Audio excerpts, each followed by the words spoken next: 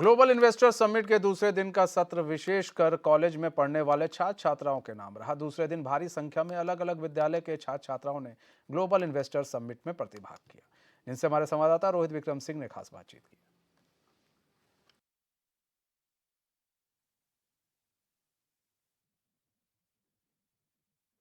Investor summit का आज दूसरा दिन है और आज भारत के गृह मंत्री अमित शाह यहाँ पहुँचे हुए हैं।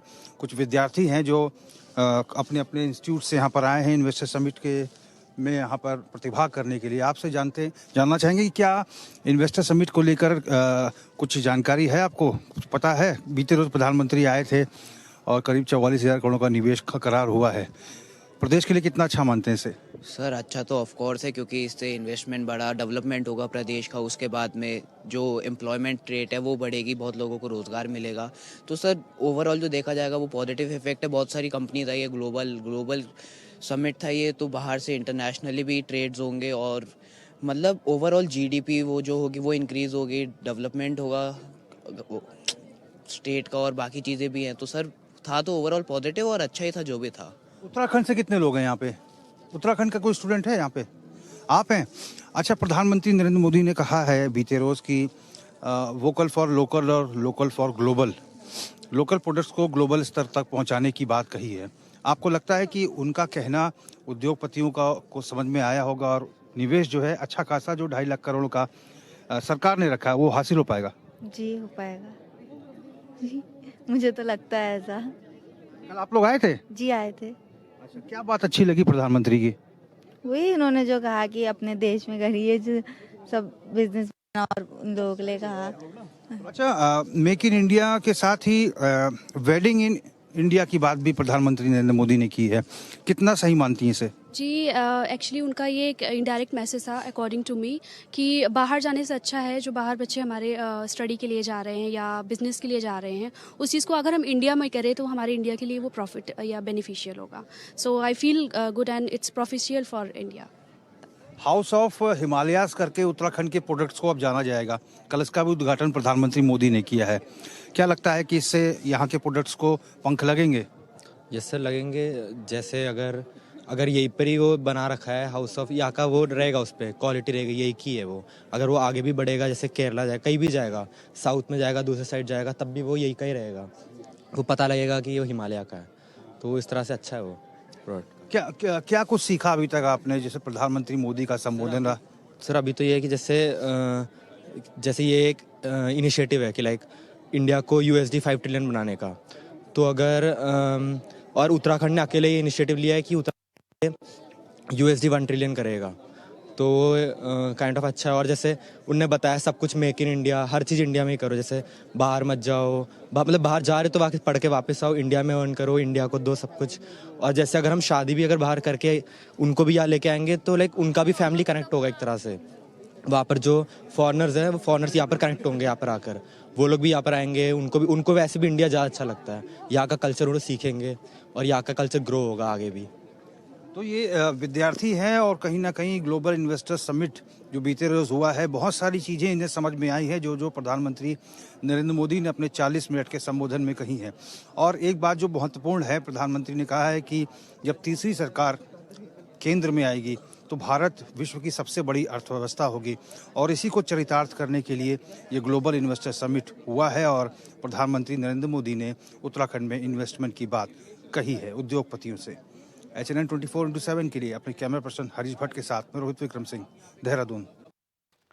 तो हमारे साथ हमारे ब्यूरो चीफ रोहित विक्रम सिंह देहरादून के FRI से लाइव जुड़ चुके हैं पूरी जानकारी के साथ। रोहित, अभी हम छात्रों को सुन रहे थे जिनसे आपने बात की थी ग्राउंड जीरो पर, आप वहीं पर हैं, कल से आप वहीं पर डटे हुए हैं, देख रहे हैं प्रधानमंत्री नरेंद्र मोदी आए थे, काफ़ी प्रभाव छोड़ कर गए हैं प्रधानमंत्री नरेंद्र मोदी। उनके भाषण ने भी काफ़ी प्रभाव छोड़ा है। जो स्टूडेंट हैं, एक लोकप्रियता तो है बच्चों के बीच में नरेंद्र मोदी की, और वो लोकप्रियता भी दिख रही है, बच्चे उन्हें सुन रहे हैं, एक एक शब्दों को उन्होंने पकड़ा है।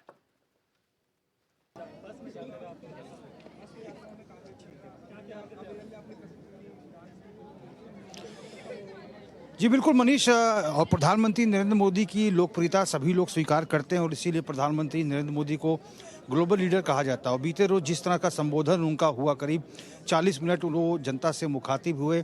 उत्तराखंड को लेकर बहुत सारी परिकल्पनाएं उनके जहन में है, क्योंकि उनका आध्यात्मिक जीवन उत्तराखंड में गुजरा है और ऐसे में उत्तराखंड को लेकर लगातार वो प्रमोट करते हैं। एक तरह से उत्तराखंड के ब्रांड एम्बेसडर के तौर पर स्वयं प्रधानमंत्री नरेंद्र मोदी मोर्चा संभालते हुए हमें अलग अलग मंचों से दिखाई देते हैं। कुछ युवा हैं हमारे साथ में, इनसे हम जान लेते हैं कि जो निवेश हो रहा है इस इन्वेस्टर समिट के ज़रिए प्रदेश के लिए कितना बेहतर मानते हैं, क्योंकि प्रधानमंत्री खुद कह चुके हैं कि अगला जो दशक होगा ये उत्तराखंड का दशक होगा कई मायनों में। जैसा कि आप सब लोग जानते हैं कि यहाँ पे जो है जब से इन्वेस्टर आने शुरू हुए हैं, इस समिट का जो मेन मिशन है वो यही है कि ज़्यादा से ज़्यादा इन्वेस्टर्स हमारे उत्तराखंड में इन्वेस्ट करें। और 44,000 करोड़ रुपए का जो इन्वेस्टमेंट है वो यस्टरडे कल हो चुका है यहाँ पे। तो 2.5 लाख करोड़ रुपए तक का बजट जब मोदी जी आए हैं तो इससे हमें कहीं ना कहीं बहुत ज़्यादा सफलता प्राप्त होगी एंड आने वाला फ्यूचर पक्का ये देहरादून का फ्यूचर होगा। अच्छा, ये एक स्लोगन मोदी जी ने कहा है कि वो फॉर लोकल और लोकल फॉर ग्लोबल, यानी कि लोकल प्रोडक्ट्स को ग्लोबल स्तर पर ले जाने, विश्व पटल पर ले जाने की बात मोदी जी ने कही है। कितना संभव हो पाएगा यदि निवेशक उत्तराखंड आते हैं तो? बिल्कुल संभव हो पाएगा, क्योंकि हमारा जो लोकल व्यक्ति है ये भी बहुत जागरूक है और वो खुद चाहता है कि मैं ग्लोबल हूँ। और मोदी जी की बात का बिल्कुल समर्थक होगा, बिल्कुल समर्थन होगा। मेरे को लगता है कि बिल्कुल हो पाएगा ये।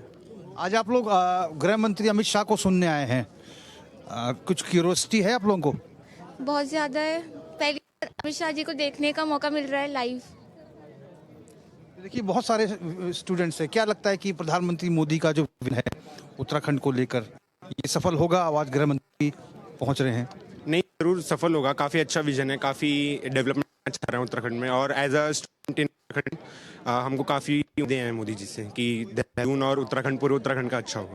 अच्छा, आप लोग यहाँ पहुँचे, क्या पहुँचे, सीखने पहुँचे हैं कि खाली अमित शाह जी को देखने पहुँचे हैं? नहीं, दोनों ही चीज़ें हैं। अमित शाह जी को देखना भी एक साथ था, लेकिन बिल्कुल जब ग्लोबल समिट हो रहा है, हमारे उत्तराखंड में हो रहा है ग्लोबल समिट, तो बहुत कुछ सीखने को भी मिलेगा। अलग अलग इन्वेस्टर्स आने हैं, मोदी जी आके गए हैं तो काफ़ी कुछ सीखने को देखने को भी मिलेगा, उसके लिए भी बिल्कुल आए हैं। Being a student and medical student, हम हमेशा यही कोशिश करते हैं कि हमें जहाँ से जो इन्फॉर्मेशन प्राप्त हो सके वो होते रहे, तो हम उसी के लिए हमारा कॉलेज हमें यहाँ लेके आया है। अच्छा, सरकार ये भी कह रही है कि जो निवेशक सरकारी विद्यालय या सरकारी प्राइवेट विद्यालय या प्राइवेट अस्पताल खोलेंगे उन्हें 25% सब्सिडी दी जाएगी। आपको लगता है कि मेडिकल के छात्रों के लिए एक वरदान साबित हो सकता है? जी बिल्कुल, क्योंकि पहले से ये जो मतलब लोअर उसके हैं इकोनॉमी के, वो इसे पढ़ नहीं पाते मेडिकल में, और अब जब से ये होगा तो जो वो हैं तो अच्छे से पढ़ पाएंगे। और सभी जो नीचे गाँव के इलाके से आ रहे हैं, पहाड़ के इलाके से आ रहे हैं, ठीक है अच्छे से रोहित, पढ़ पाएंगे। रोहित हम आपके पास आते हैं। रोहित, कहीं मत जाइएगा, आप बने रहिए हमारे साथ क्योंकि वक्त हो चला। ब्रेक के बाद एक बार फिर से आप सभी का बहुत बहुत स्वागत है। तो उत्तराखंड के अंदर ग्लोबल इन्वेस्टर समिट हो रहा है। कल प्रधानमंत्री नरेंद्र मोदी आए थे, उन्होंने ग्लोबल इन्वेस्टर समिट का उद्घाटन किया। ऐसे में कई सारी महत्वपूर्ण बातें भी उन्होंने उत्तराखंड के लिए कहीं और बोला कि आप लोग जो निवेशक आए थे उनसे कहा कि आप यहाँ निवेश कीजिए, हमारी गारंटी है आपको बेहतर सुविधा यहाँ पर दी जाएगी। मुख्यमंत्री पुष्कर सिंह धामी ने भी यही बातें कही। हमारे साथ रोहित विक्रम सिंह बने हुए हैं। रोहित, ये छात्र जो है, छात्र बड़े ध्यान से चीज़ों को सुन रहे हैं और छात्र जो है बड़े ध्यान से जो है हर चीज़ को ऑब्जर्व कर रहे हैं कि भाई क्या हो रहा है क्या नहीं हो रहा है। और ख़ासकर उन्होंने प्रधानमंत्री नरेंद्र मोदी को काफ़ी ध्यान से सुना है, क्योंकि जितने भी छात्र हैं उनसे पूछिए तो वो कह रहे हैं कि नहीं, अगर प्रधानमंत्री ने कहा है तो वो होगा। यानी कि प्रधानमंत्री एक गारंटी के रूप में यहाँ पर आए हुए हैं, उत्तराखंड आए हुए थे और उनको एक गारंटी के रूप में देखा भी जा रहा है।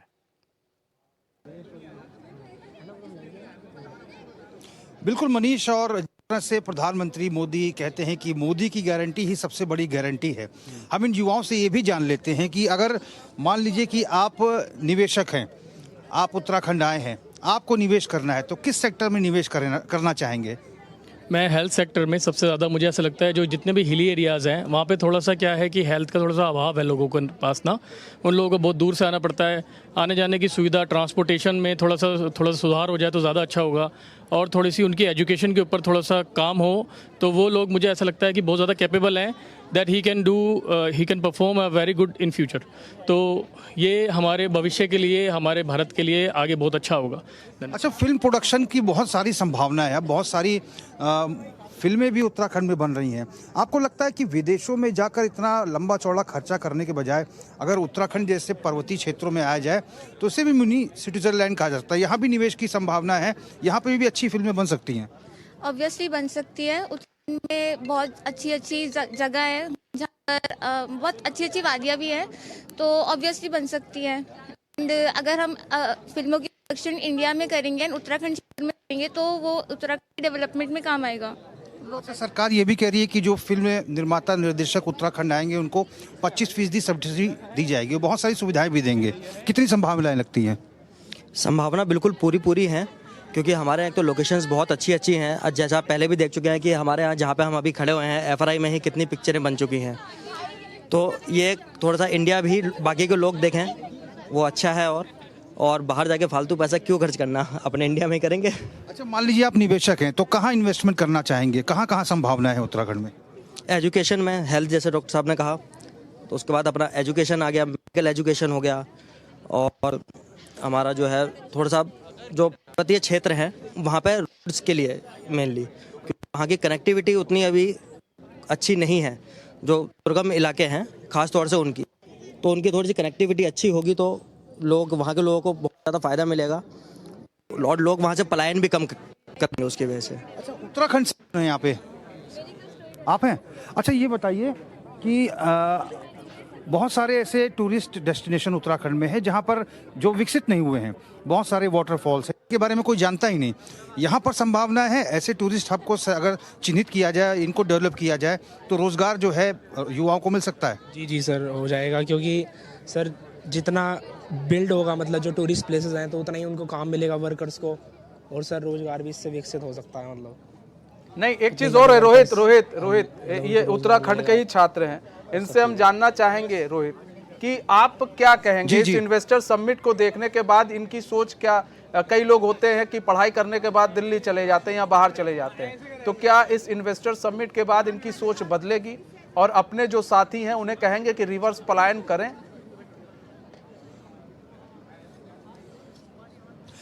जी, आप भी मेडिकल के छात्र हैं?